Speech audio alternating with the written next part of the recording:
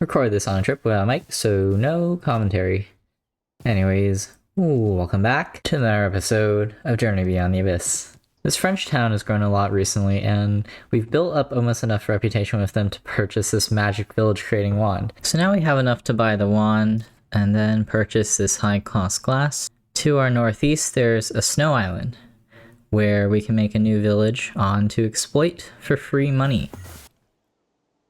Because of that, wool clothing will be essential to not instantly freeze to death, but I was way too lazy to make tons of charcoal filters, so I decided to only make the chests and leggings, and there we go.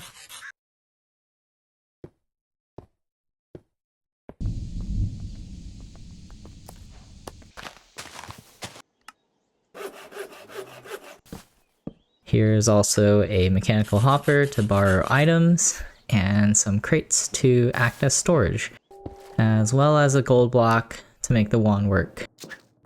Okay, let's go.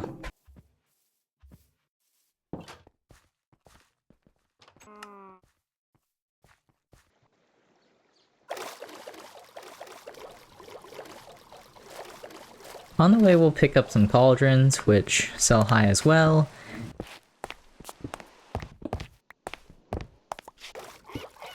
And a secret chest from this structure.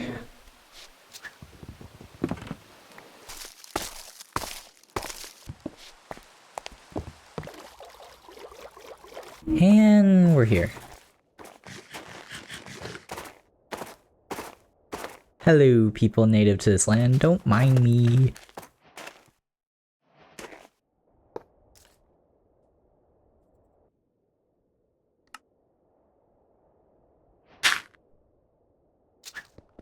Selecting Notre Dame in the menu gives us a really empty village, but this is actually good because literally the only thing they make here are straw beds.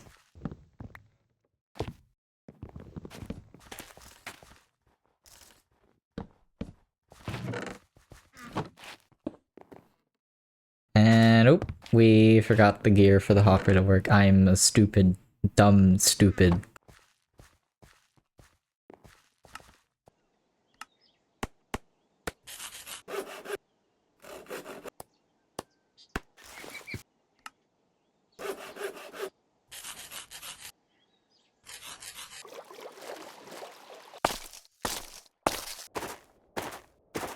Back again now with a gear. Normally when using this cheese, you still get tons of random items from the chest, but since this village only produces straw beds, we won't clog up our crates, and therefore money farming is way faster. Our reputation has increased enough to where we can ask to lead the Normans, meaning later on we can create a player-controlled village, though I don't know if this is that useful. We might never do it. Going back now, we can buy some more panes to speed this up.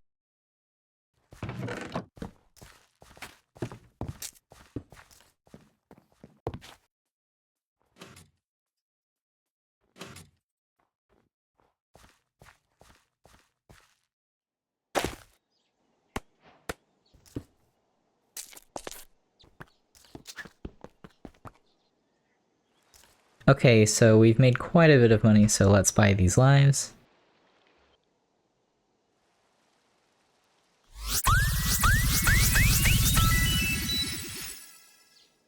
And now we have 15 lives. A ton of wiggle room to take some risks, finally.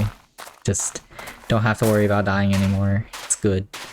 Now to actually start on progression. Back in the first layer of the Abyss, there's this path of prismarine and sugarcane, and by following it, we find a hole that leads to the next structure, Monument X. All I need to do is mine into the top of it to get the books inside, but I accidentally mined into the wrong spot and took some damage. That said, we got the books. To anyone who reads this, if you found this book, then our civilization has perished, and you are currently sifting through the ruins in search of something. This book was placed here in hope that someone would find this and our civilization would not be forgotten. Pages are missing.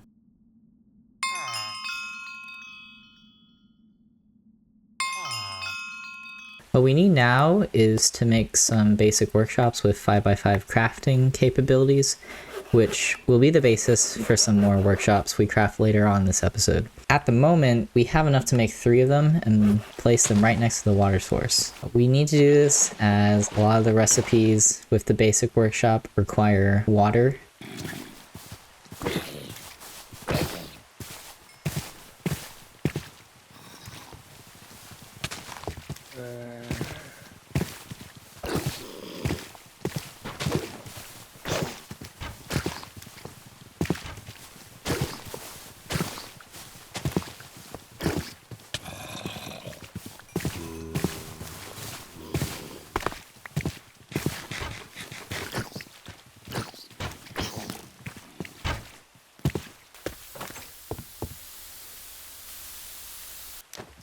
After mining out some patches of limestone, we start work on our first batch of easy refractory clay with the new recipes.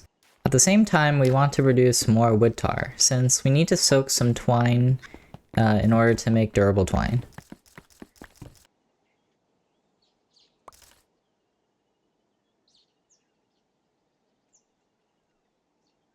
I made a lot of copper rods in the previous episode, and now we can use those to craft tier 2 tool sticks for the tools. Now that we have durable twine, we can make our first one, the hammer. No more manually hammering limestone, and the same applies for flint. There we go. First batch of refractory clay is done. I turned half of it into bricks, and 20 of the rest will be soaked in water, giving us slime balls. I then went digging for extra flint and then used the new fast pulp recipe since we need to spend a lot of it on glue. Wow, is this pack actually easy? No, of course not. But now we can make the Carpenter's workshop. Our next goal will be the Tanner's workshop, which we will need for Tinker's construct patterns. Alright, so these improved tool stick recipes are cheaper and give us 3 times the yield. This is a huge quality of life improvement, but we need to make a handsaw first before using it. Speaking of tools, super cheap stone tools with roughly the durability of flint tools are now available. After some wood cutting and sawdust collecting, now we have a handsaw, and there we go. Cheap tool sticks. Oh yeah, did I mention fire spreads quickly in this mod pack? Because fire spreads quickly in this mod pack. I should probably be a little more patient with charcoal production.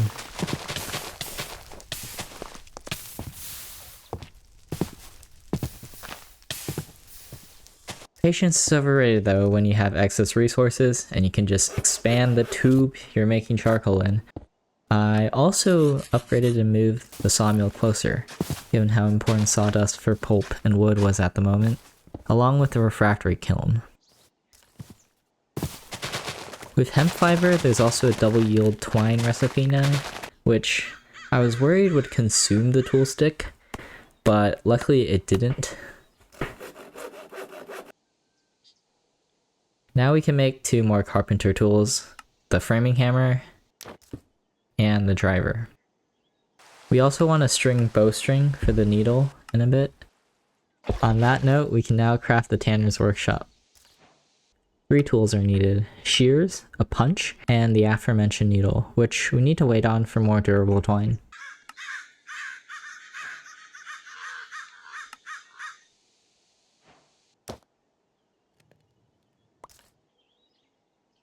There we go. The Tanner's workshop only has 1 recipe, 4 blank patterns for leather, wood, and a lot of tier 2 tool sticks. We need a ton of them to make the basic Tinker's construct tables, so this will take a while.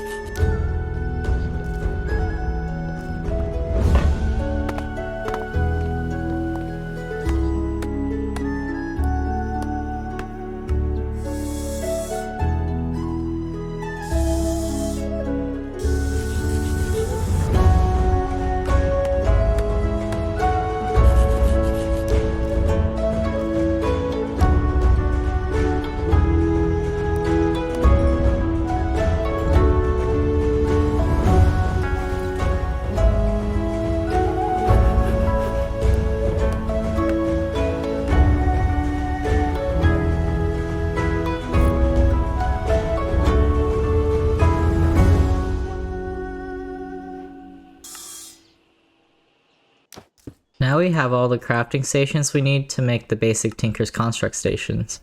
With a little more glue and patterns, we can craft the armor station, tool station, stencil table, part builder. Chests at the moment are still annoying to make, so for the moment we'll continue rating these platform structures for 1 chest each. To finish the part and stencil chest, we need a few more patterns still, but we've run out of leather, and the local cow farms also run out of leather.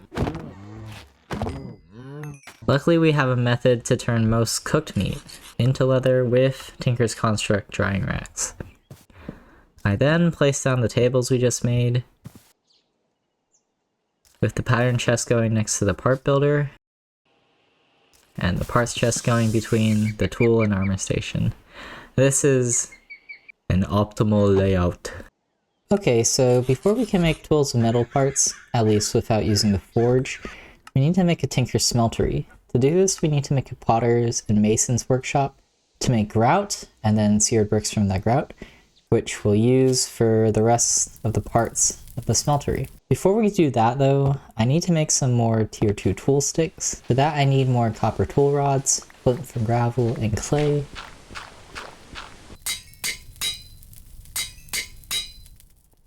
Now let's make some tools. You can see me here make some prismarine tool parts. Having prismarine on your tool gives the modifier aquadynamic, which speeds up your mining speed when you're touching water, including rain. So, I mean, its usefulness in this mod pack is pretty clear to me. Combining them with the nice durability given by the copper rods we made gives us some decent starter tools. Before we test these out though, I wanted the village to build a market which could sell a very useful item. This was kind of a huge waste of time in hindsight, but I reasoned that the village probably just didn't have enough space since it already had so many buildings, so I kept clearing out trees I previously planted. The real issue is that the order in which millionaire villages build structures is kind of deterministic. So at the moment they were stuck on building a chicken farm, so they wouldn't build a market, which is later on in that order. Eventually I resolved just to establish another village that was player controlled, so I could decide which buildings the village would build on a different island. There's this Extreme Hills island pretty close to the main island to the northwest, but when I got there I forgot to consider just how cold the mountains were and just how much space the village would take up. Most of the land taken up was way too mountainous for them to actually build on, so yeah, I kind of just gave up on that village. It's just there.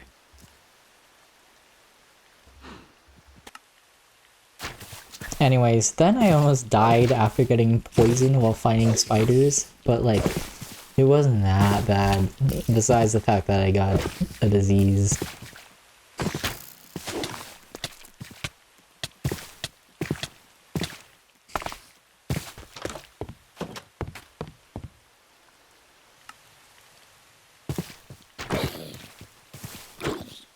What was more scary is when this happened the following morning.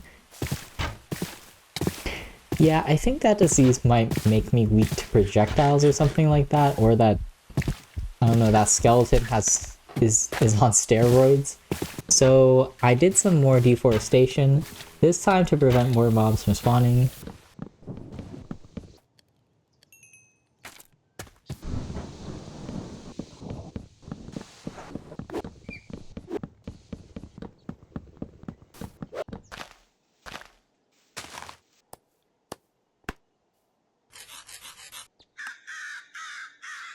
Now, after making a ton of pulp, I can finally make some more tier 2 tool sticks. Enough to make the patterns we need for the 2 workshops we're making.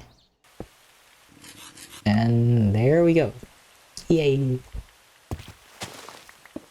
Next thing to make is grout. A mix of gravel, sand, clay, and glue. Both sand and gravel can be made from the compacting bin. Also, now that we've made 2 new workshops, we're going to need 6 new tools before we use them. So time to make more tier 2 tool sticks! We need a mortar, trowel, hammer, sifter, grafter, and a trowel again. We are extremely short on glowstone at the moment, but I did have enough resources to make 48 grout. Before we can make a smeltery controller, we need a melter, which needs a seared heater that requires 4 furnaces in its recipe. A lot of what I did next was just material gathering, because, I mean, yeah, we need more material, which makes for incredibly engaging gameplay.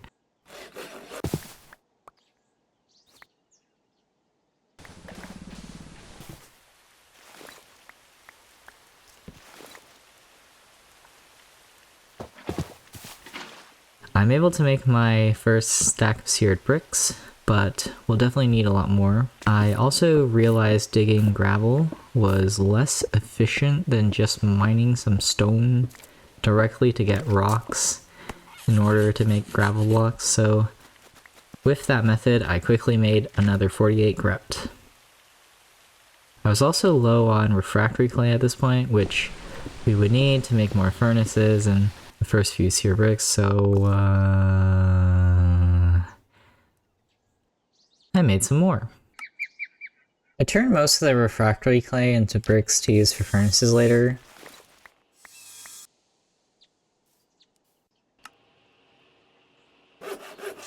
While exploring the ocean, I got another chest and some iron blocks, but I forgot that if I left the world while already weighed down, I would have permanent slow the next time I logged in. Existing in this state was annoying, so I killed myself. That's death number 1. Next, I'm going to make a ton of furnaces, which first require a ton of stone ovens, which turn into refractory ovens. Also, I made this prospector's pick, which we'll use in a later episode to find geolysis ore deposits.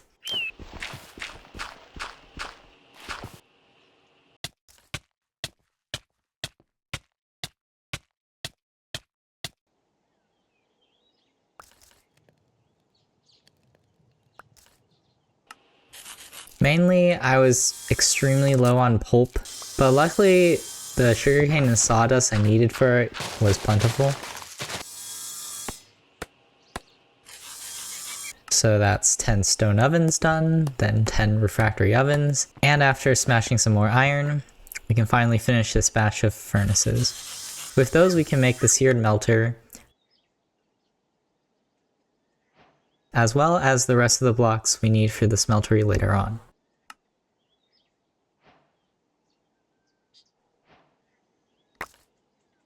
To heat the smelter, we'll use lava, which we can pour directly into the seared tank with a faucet. First, we need an ingot cast, which we can get by pouring molten gold onto any ingot. I also make some normally worthless stone pickaxe and shovel parts, so we can make the cast for those so we can get metal tools. To upgrade to the smeltery, we need mud bricks made from molten dirt and seared brick blocks.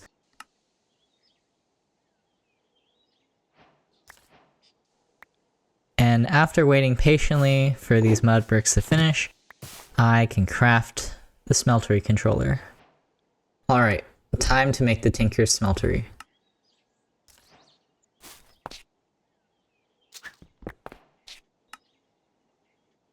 I ran out of seared bricks, so I had to make some more grout. But with that done, now we have the basic 1x1 smeltery, which I decided to shift one block up for convenience sake, and then attached a mechanical hopper for some form of primitive automation. First thing we want to make is a bucket cast from the stone bucket we made earlier. The smeltery also allows us to melt down the copper blocks and iron blocks from these ships. As you can see, it's already producing quite a bit of pollution. We can't make pollution filters before Chapter 5, so it's a bit urgent that we expand the smeltery and finish up Chapter 4. There we go, a bucket. By melting down cobblestone, we can cast seared stone, which can be used for cheap expansion.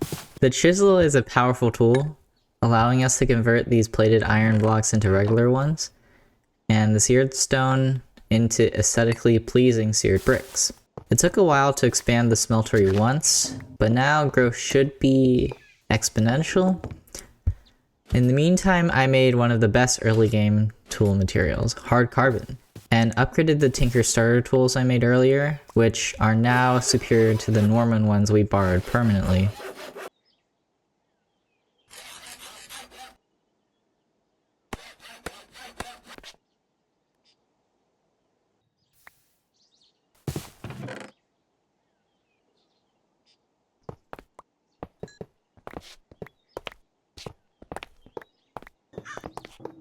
I expanded the smeltery to a 3x3 and made 2 new casts for tool rods and large plates.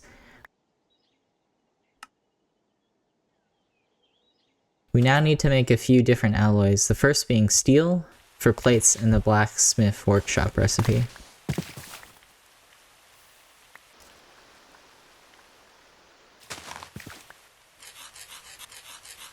So I continued making more seared stone and looked at upgrading my tool station to a tool forge so I could make a tinker's hammer. Ignoring that, I went mining for obsidian and some more prismarine. Shortly we'll be using that obsidian to make obsidian shards for saws and gears.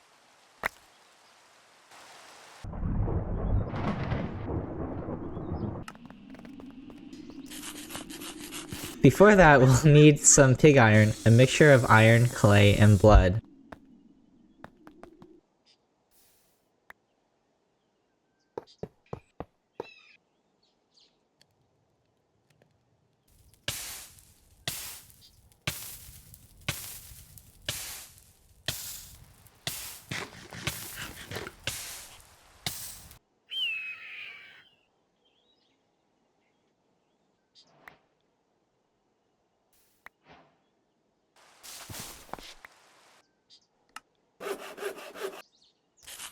Yay! Now we have a blacksmith's workshop. The recipe for it is supposed to be in the blacksmith's workshop, but apparently it was missing. Later on, I found out this was a bug caused by a mod I added to the mod pack normal ASM. It seemed fine most of the time, and Austin allowed me to use it at my own risk. But it turns out it causes this specific recipe to not load. Time to make more tools again. We need a groover, hammer, and a cutter. Okay, so now we need to make aluminum brass. Aluminum is normally hard to find outside of these ships, that is. They have a huge variety of ore deposits.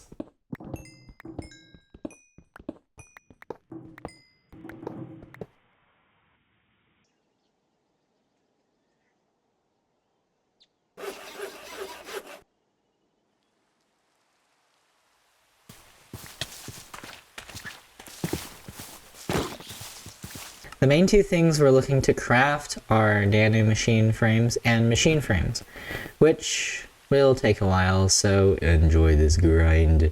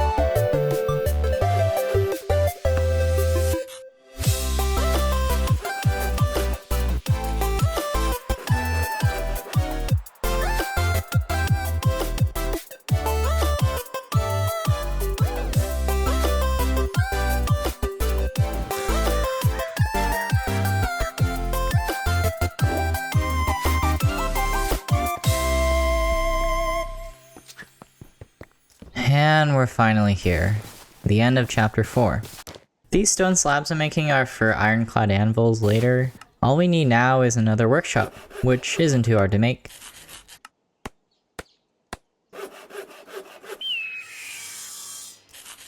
And now we're done with chapter 4. Which is the last time we're finishing a chapter in one episode.